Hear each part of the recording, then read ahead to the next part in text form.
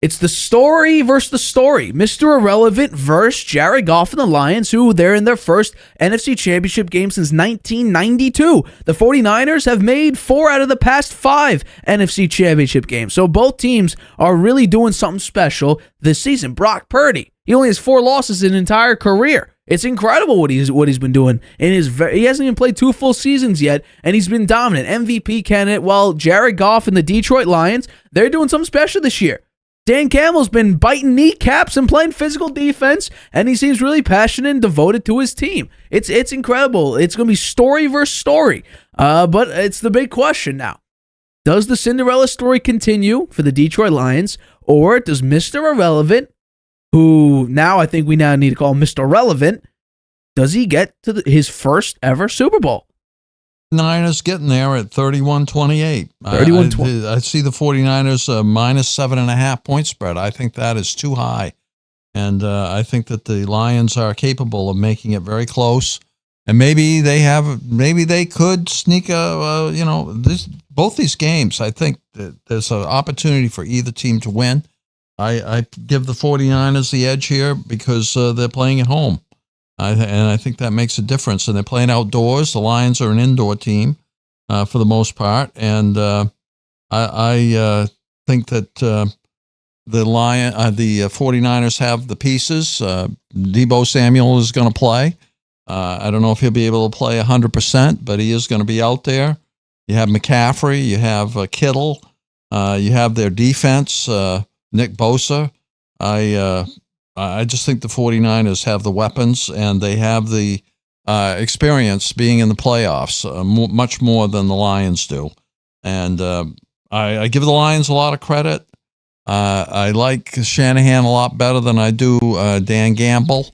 I think he gambles too much. I respect him. I think his motivation for his players and taking this team, which was nothing 3 years ago, and getting it to the NFC Championship game is a remarkable accomplishment. And maybe they'll have more success down the road, but I believe on Sunday they're going to lose. So, for me, I've always loved a good story. And I'm going to bring... I showed this the last time on the show. I want to show this again. This is Dan Campbell after their win against the Tampa Bay Buccaneers. Just listen to what he has to say again. I envisioned that we would have a chance to compete with the big boys.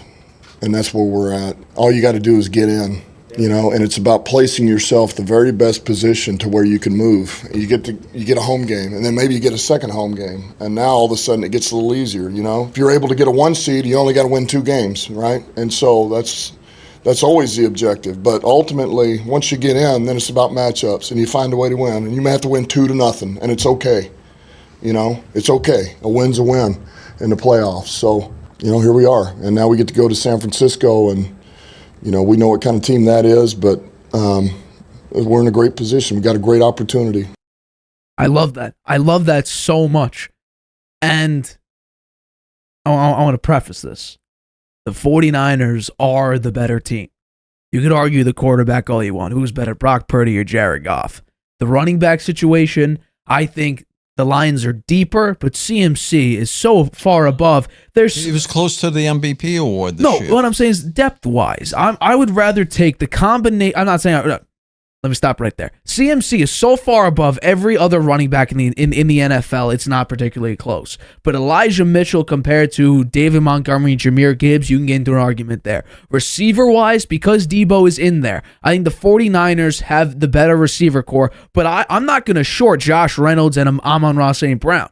George Kittle, Sam Laporta. We've seen Sam Laporta. Oh, my God, this guy's a top 5, top 3 tight end in the league this season.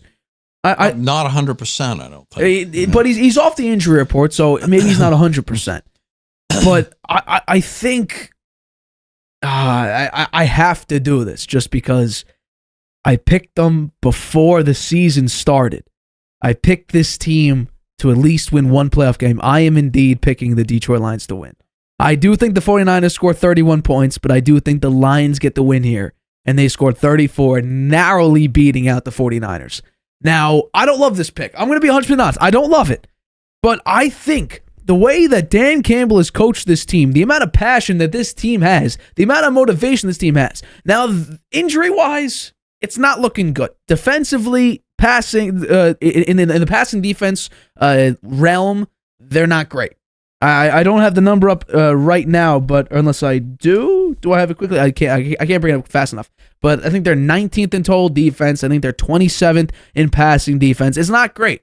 However, there is one part of their defense that falls directly into the major strength of the 49ers. The 49ers are, I'm bringing it up right now, the third best running team in the NFL.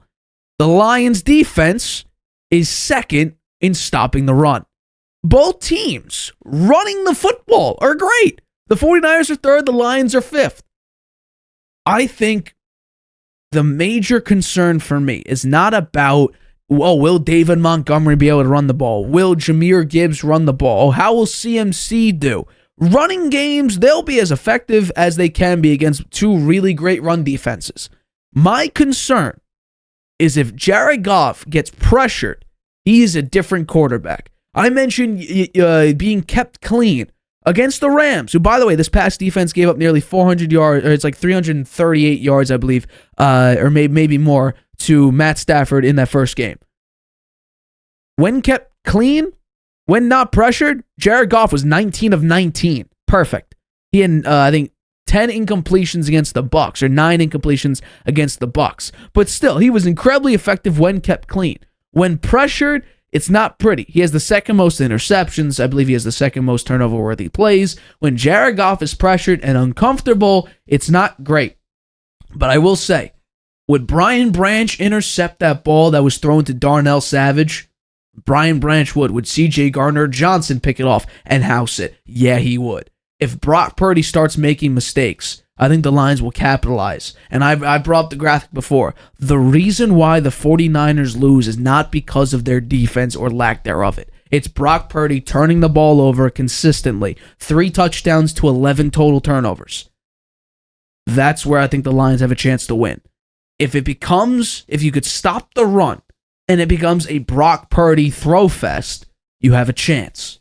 It's not a great chance because you're 27th in the passing defense. Yeah, look at I'm saying right now, the most valuable player on your team, Christian McCaffrey, if you slow him down, it opens up Brock Purdy to make the young mistakes. The young mistakes, which we've seen. Let's not forget that the CMC is a pretty good pass catcher too. He is. He's an all-around running back. That's why he's making the most. Screen pass. You can dump it off to him, and he can get his runs that way. Get his space on the outside, catching a screen pass and running for a good gain. Right. No, and I'm a little bit terrified of that. And also, I'd say the 49ers.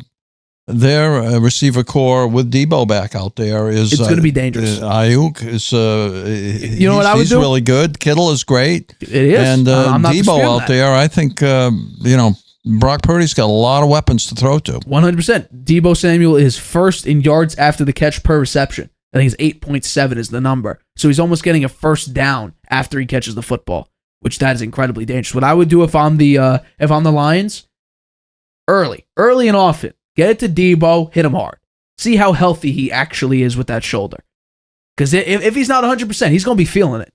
He's going to walk over to the sideline, getting his shoulder adjusted, maybe get taped up, heat on it, whatever the case may be. Take the thermogun and start banging the shoulder around.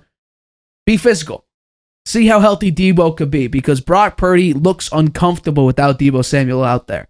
If you could slow CMC, make Brock Purdy throw it opens him up for young mistakes. They're not, like we've seen it. Look at the Ravens game in the red zone.